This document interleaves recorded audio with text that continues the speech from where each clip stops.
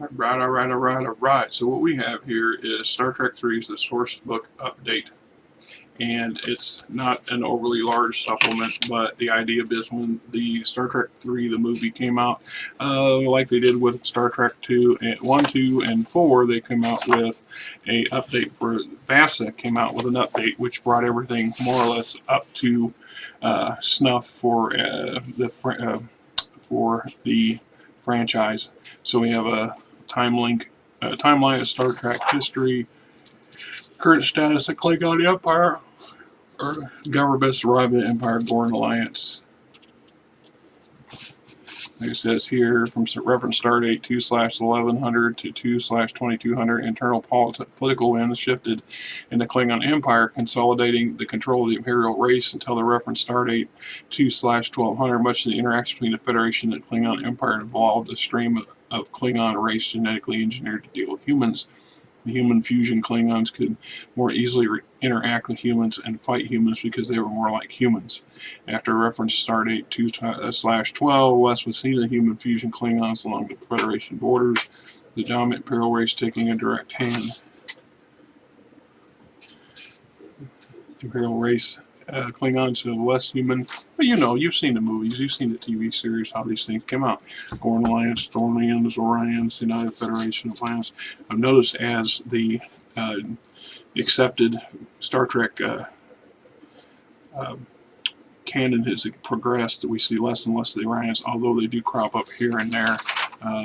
Enterprise, the TV series, had a bit on them, which they did real good justice to showcasing how a lot of the Orion are act and are seen by others. But anyway, Starfleet Command, the updates, insignia, uniforms, personal equipment, all the updates and current things, some of Klingon stuff, everything you see pertinent from the movie is in here. Various weapons, and then the updated things that you didn't see in the movie, but would make sense to do so. Starship recognition file, the shuttlecraft, warp sled, travel pod, Excelsior, Enterprise, Reliant, Bulgarian, Lotus Flyer, electronic fuel carrier, all the necessary for the Kobayashi Maru test. Starfleet Starbase, R1 type orbital station, and the tug that can pull it, deploy it. Now we got some Klingon weapons, Klingon ships, and then various personalities from the movie itself and their stats, so you could utilize these folks in a campaign. Then we have an adventure.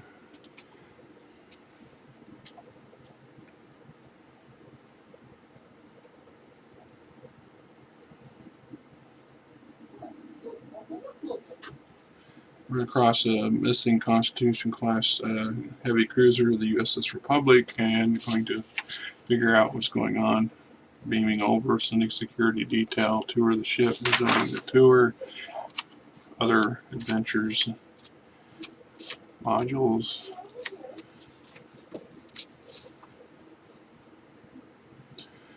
Dr. Tenera will come to the adjoining room. She will ask the characters to come here and will conduct them to the next room, slipping back to allow them to enter first. As soon as the doors open, a flying parasite would attach itself to the wall opposite the door and fly towards the characters.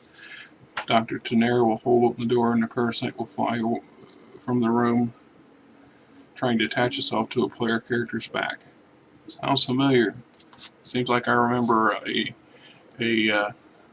episode in the original Star Trek Enterprise series about those thingamabobs that took over a planet, destroyed the population. I forget what it was. They radiated a planet, or they stunned the planet, or whatever, knocking things down. Run into them again. Okay, so we got some library computer files, astrogation, Kappa's log, life forms file. And here, following entry is the only one of the listings in the file for life forms. A physical description. It may not come to light because the keywords are mind control, parasite, enterprise, or Deneva is used in the search. It's not apparent to play that this file will be found. Acquire the searching player to make a skill roll against his character's rating in computer operations, average the rating in exobiology. If the appropriate keywords are used, then there's plenty of time to allow the computer search. Then the response is automatic. If the time is not available, a standard skill roll against the rating of computer operations should be required. Flying parasites were first encountered by the USS Enterprise on Deneva. A life form has been discovered that describes a flying parasite, a flat, levitating, single-celled creature that, in large numbers, make up a huge single nervous system of considerable power. Individual cells are part of energy and part matter, and somewhat resistant to both physical attack and phasor disintegration.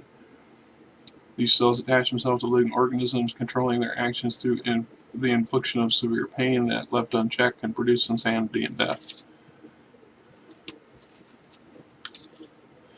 Parasite multi-organism encountered by the Enterprise destroyed the civilization of Beta Portolan, Levinus 5, Thetis Cygni 12, and Inhagram B before forcing the inhabitants of the last named world to build a spacecraft to convey them to Deneva.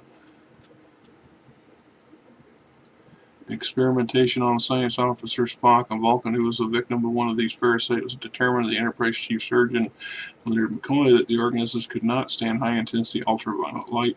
Use of ultraviolet-producing flare satellites allowed the Enterprise Captain James C. Kirk to exterminate the parasites on Deneva. Later, a UFP expedition traced the organism's path and destroyed all traces on other infected planets. Other groups of these organisms may exist. For this reason, the Standing Starfleet Directive exists that makes containment or destruction of such organisms a top priority objective. So there's the gist of this particular adventure. All right. So we got a cast of characters to go with the adventure and a little bit of stuff in the back. Nice bit of artwork. And here comes Frankie again. Yes, I hear you, Frankie. So there is Star Trek 3 Sourcebook update.